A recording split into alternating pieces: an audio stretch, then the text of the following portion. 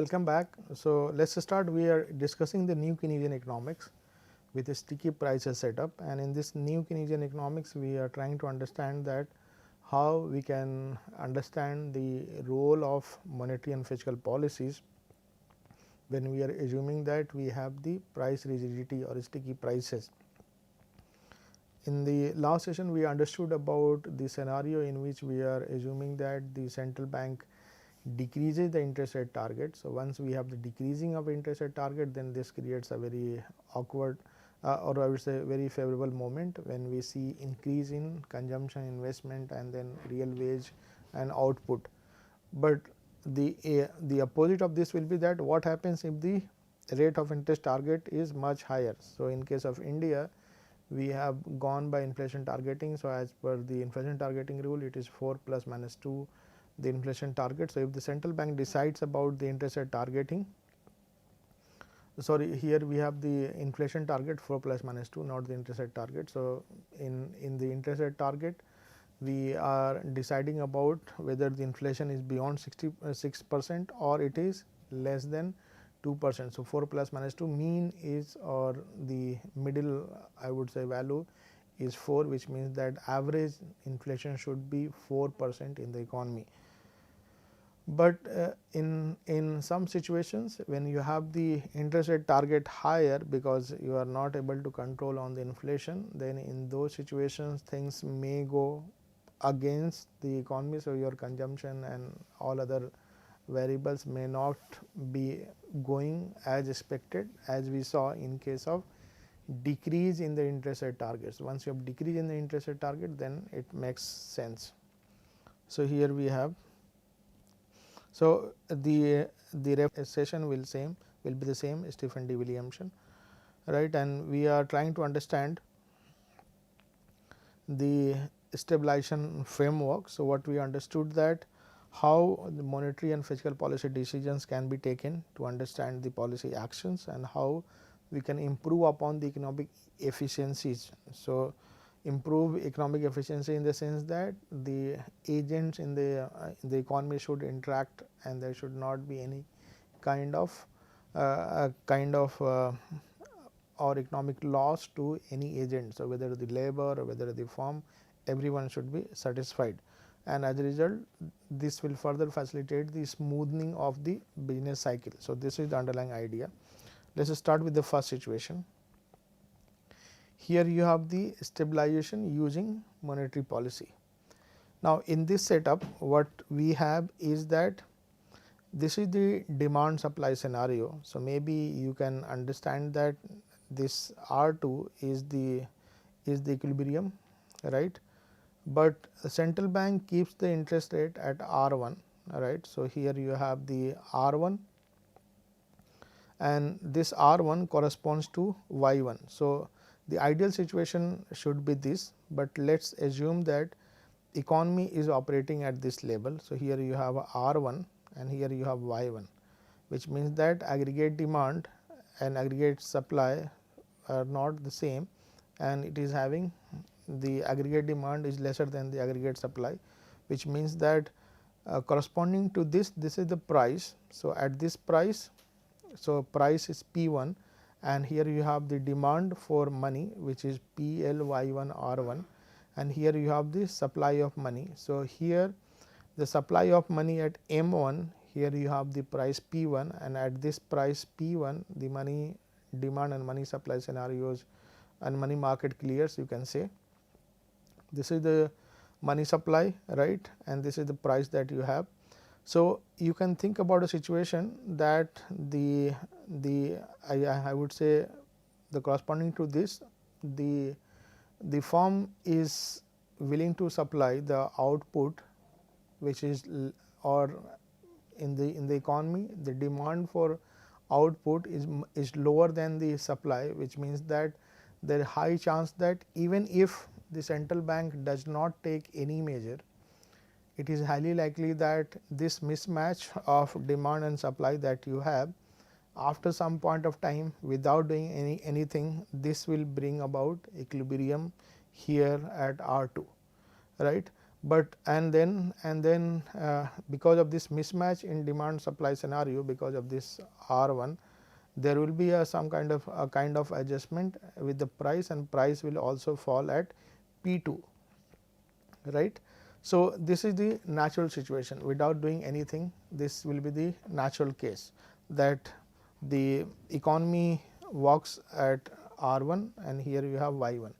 Suppose we assume that we have exogenous shock, and this shock is arising in the same way that we have seen during 2007-8 global financial crisis. Then in that situation what will happen? So, if we are assuming a shock into the system, then we can understand that the economy was operating at this point, and without doing anything, as I mentioned, since the economy is already having such type of scenarios, then it may reach towards equilibrium here at P2 with the lower prices and the money supply, and this will take time. So, this is not just the short run, it will take some time.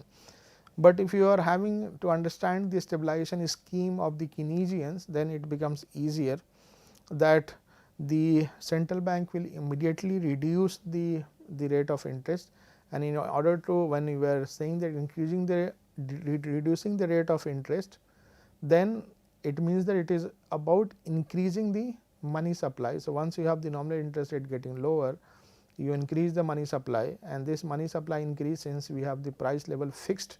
So, this is a rightward shift in the money demand scenario. So, here we have PL Y2 R2, and then here corresponding to this the money supply is M2, right. So, instead of coming here, which was the automatic process, if I am going by the Keynesian intervention, that central bank has reduced the interest rate target, and now as a result you have the augmentation in the money supply. So, money supply is higher, and we can see that the price has shoot up. So, price is now going back here, right, at P1. So, we are assuming that price we are not touching, because in the Keynesian setup let us keep the price as sticky.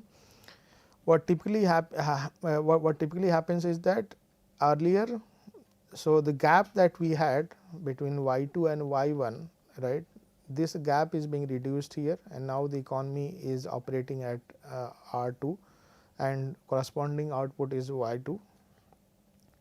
The money supply increase, it is also having the similar kind of movement, that with the price fixed, the demand, because when you have the money, when you have the interest rate lower, you know that we have analyzed in previous case that your real interest rate will be lower, and this will further create scenarios for boosting of the economy. So, the previous analysis will make it more applicable here, but the only thing you have to understand is that we are making the stabilization scheme possible only when we are targeting the monetary instruments, and this brings about equilibrium in the economy. So, this is the stabilization policy that you have, but this interest rate decrease, it could be in the form of what we have in the Indian monetary policy setup. We have the repo rate decrease, and then here you have the broad money increase. So, if you are increasing the broad money, then how this particular variable is playing an important role. So, this is how it works. So, overall what comes out that you are able to achieve the equilibrium of demand and supply of output with R2 lower interest rate, and this is also creating a money market equilibrium with the prices fixed. So, this is how, unlike we had the automatic one where we are not doing anything, this demand supply mismatch is creating a scenario where price is getting lower, but at this point what we are finding that the prices are fixed, money supply has increased. So, this will create further scenarios for the employment and growth, rate of interest lower. So, this will again reduce the output gap. So, overall the economy stability starts with this, and this price that you have fixing, this price fixing will always incentivize the producers to produce more. The rate of interest is lower. So, this will create better investment scenarios. From the consumer side also, the consumer is also getting higher, or I would say in the intertemporal context, you can think about that consumer will be having some kind of preference, that since the rate of interest is going to be lower. So, whatever they have, they will be using it for consumption. So, this is how it looks like. So, here you have the current labor and current goods. So, this is how when you have the output almost clearing here, no output gap. So, you have the interest rate decrease creating a scenario, and this shock that I introduced, this shock impact will be minimized, and this is how you have the goods market you have. Now, this is the monetary policy side. So, we can just keep an eye on this output gap you have and how much you have the minimization of the output gap and how much you have the money supply increase, and with this money supply increase how much you have the reduction in interest rate. You have the stabilization using fiscal policy. So, once I talk about stabilization using fiscal policy, then this is how it works, that if you have the demand scenarios are y1d, this is the rate of interest, this is the corresponding y1, right, and here you have the scenarios like for example p1. So, it is the same like last time what we had, that if we are going to have the y1d, if we are not doing anything, then if at this level again you have the supply which is here, right. So, actually it should be the actual equilibrium should be here, right, but economy is again having the similar kind of scenario that we have introduced here, right. So, if I am going to introduce here the aggregate demand at this level you have y1, but since you have the demand supply scenarios not same as it is. So, here again this will have a some kind of if the demand is going to boost up. So, suppose if the monetary policy, or suppose in case of fiscal policy, let us think about the government consumption increase. If government consumption is going to increase, it means that government expenditure increasing. Now, this government expenditure increasing, it will lead to further boosting of the demand and supply scenarios. So, this is how it works. But if we are thinking about the price stickiness, then this is how it looks like. But here if I are going about the scenario, so if I am going to minimize the risk that we have 2007 at global financial crisis, if I have to minimize the risk of the spread of the shock. So, if I am having the y1, so this is the scenario at which we have the r y1d and y1. So, if this is the scenario, then we are saying that you have the rightward shift in demand, and once you have the rightward shift in demand because of the government expenditure increase, or if suppose we have the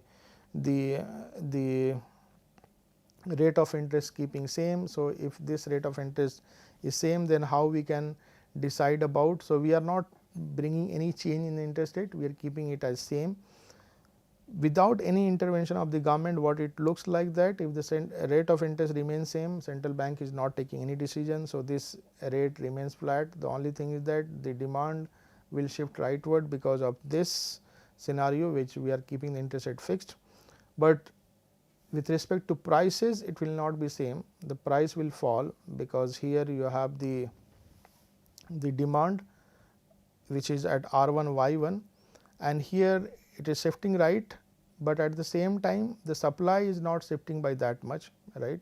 So, supply it is not. So, here you can see big jump moving from y1d to y2d, but you can see supply is not having that much response, which means that supply is not getting that much increase. So, here you have. So, you can see that y1 and y2 as compared to the monetary policy, here y1 y2 is much larger because of the government intervention. And you can also think about the interest rate scenario. So, earlier we were having, let us think about once again. So, here I am having this scenario, here is the perfect scenario where demand and supply are equal. So, this should be the ideal situation, but we are starting at r1 here, corresponding to this you have y1 here. But if you have if you have this kind of situation, then it may happen that if I am introducing the government expenditure, then it may also be the case that the demand will be shifting rightward. The supply is already here. So, with this particular supply and demand, we are able to arrive at this point, and keeping, since we are not introducing the monetary policy, we are just introducing the government. So, maybe with regard to the tax cut or anything you can assume. So, this is how it looks like.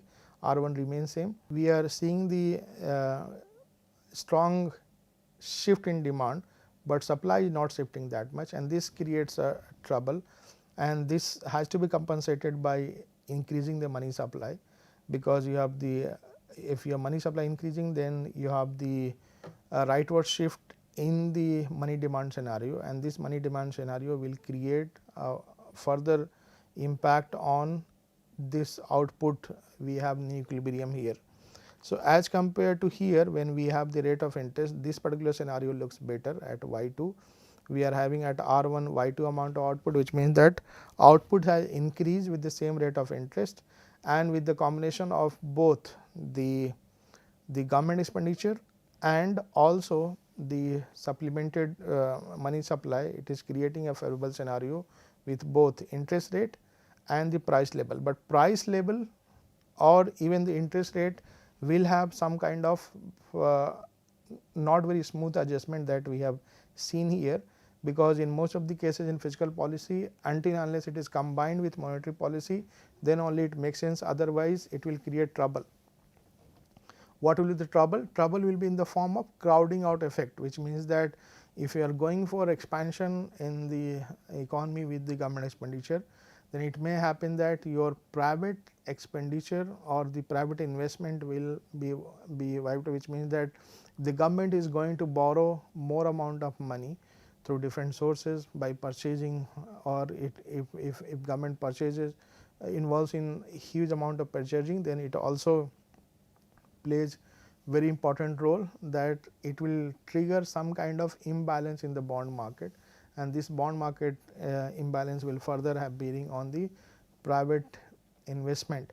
So, unlike very smooth analysis that we had in case of monetary policy, fiscal policy will not have that smooth, because this is accompanied by the money supply increase, otherwise it will shoot up the interest rate and further create a trouble. So, this has to be so you can think about the rate of interest going higher if I am shifting the demand, right, with the earlier supply, the first period supply. So, here you have, so output gap will be much higher, output gap, sorry, rate of interest will be higher, and this will further reduce the output, but ultimate is that when you combine it with the money supply. So, this is how the stabilization scheme works in the case of fiscal and monetary policy. So, fiscal policy, so choosing between monetary and fiscal policy or monetary policy can achieve stabilization, eliminating the output gap. So, this is the output gap we are trying to understand at different equilibriums we have, right. But fiscal policy has different implications than monetary policy for the allocation of resources, because here you have the output change much higher, right.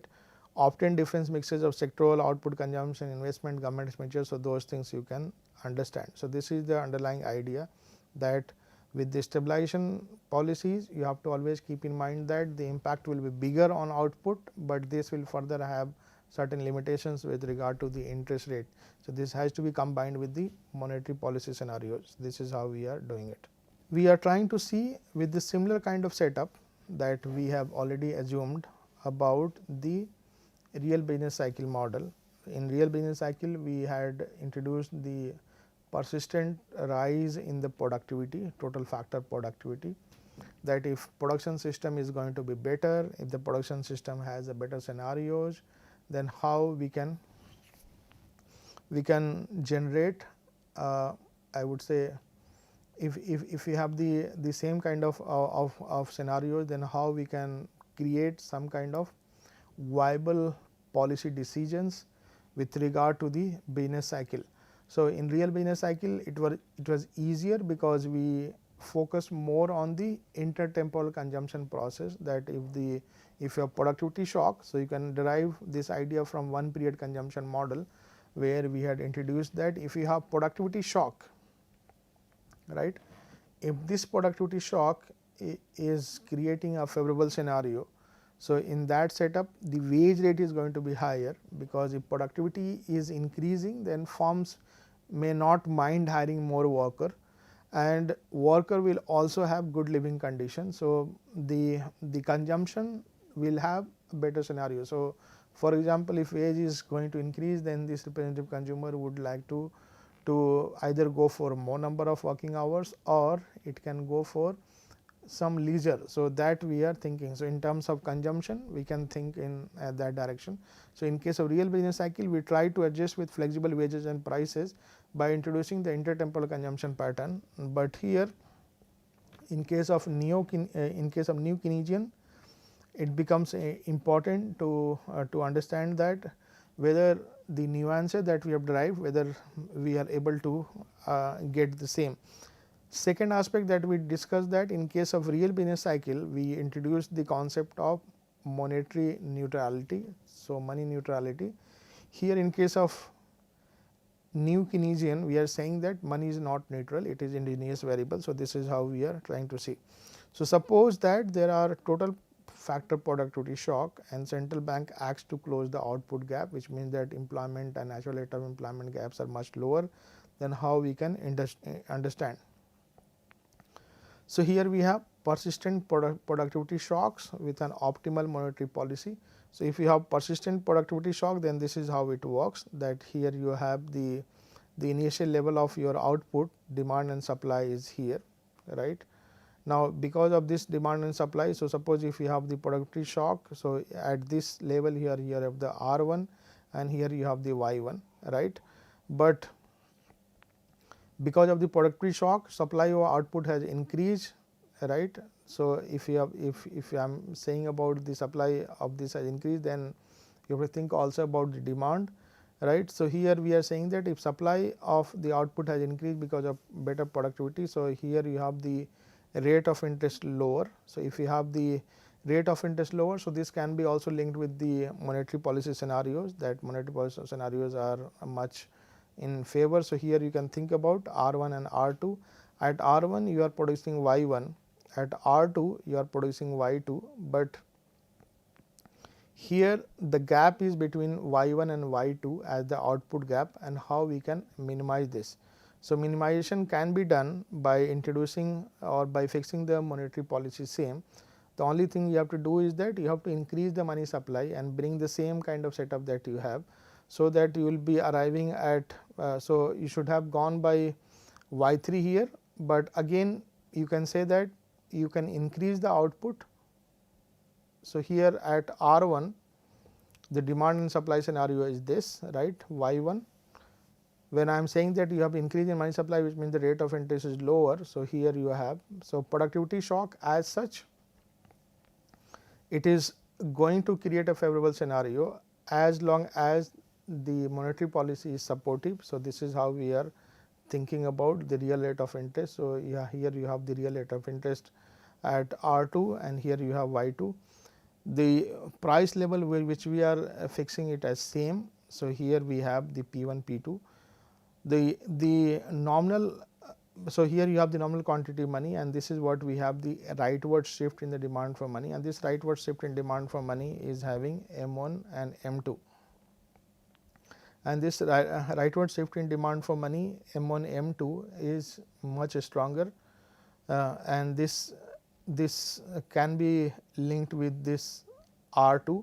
So, similar to what we have done in the case of the decrease in the central bank. So, this is how it looks like, this is the scenario that we have and this is what we are looking at. It is bound to have a similar kind of a structure that we have got here. So, finally, we will be trying to minimize this output, the output gap that we have by introducing the monetary policy, and this is how we understand the implications of the monetary policy that one can have. So, at Y1D and Y1S, output Y1 is produced. With the increase in or with the decrease in rate of interest, or I would say increase in money supply, keeping prices fixed, we are able to arrive at Y2, which means that you have the better output scenario, right. And this brings to an equilibrium in the same way that we have for the real business cycle, that more or less with the same level of understanding that we had for the for the real business cycle or new classical school, here also we are able to get the same, which means that the central bank always comes out with the scenarios which fulfills the output gap, right. So, this is what we are achieving it here, that we are trying to see that how we can fulfill the output gap and how it moves. So, demand supply scenario both should be there, right. Here the idea is that if you have, suppose this is the equilibrium point y1d and y1s, here you have the productivity shock. So, productivity shock will increase the output and this will be more linked with the demand supply. So, here suppose if you have the demand is this much, which is y3. So, y1 minus y3 may be the output gap, but here if your central bank is reducing the interest rate target, which is further complemented with the money supply increase, then this you are arriving at new equilibrium and this y2 is much bigger. So, this is what we try to understand, that central bank will always close the output gap. More or less it is this having the same implications with regard to price stability, because in the new Keynesian setup price fixes makes I would say price fix makes the analysis interesting. In both cases prices are observed as sticky and real variables behave in the same way. One of the important aspects about the new Keynesian model is that it tries to help you and help you understand the real business cycle context in a much simpler way. But one of the stringent assumptions that this particular new Keynesian school of economic thought makes is about the price rigidity, and one of the criticisms of the new Keynesian school is the non-realistic picture of the price rigidity, because if you are thinking about, for example, the menu cost, so maybe the restaurant will not change the price as I mentioned in the beginning, but if the restaurant is going to keep the same menu, then it will also impact the business. So, they always update the menu after regular interval, so that the customers will have a different experience. So, the assumptions of menu cost, that if you have a short run price variations or immediate price variation, then this will not impact output. With the efficient technology, with the development of new technology, it has happened that such type of short run models may not be applicable if we are taking out such type of stringent assumptions. So, these are the issues. We will be taking up this further in the next session and we will be trying to understand. So, maybe certain dimensions of productivity shock that we discuss, some more I will be adding the dimension and we will be seeing that how we can, and maybe with one or two examples, that how we can understand the productivity shock in the optimal monetary setup and how we can link it with the real business cycle in a better way. I am stopping it here. Thank you so much.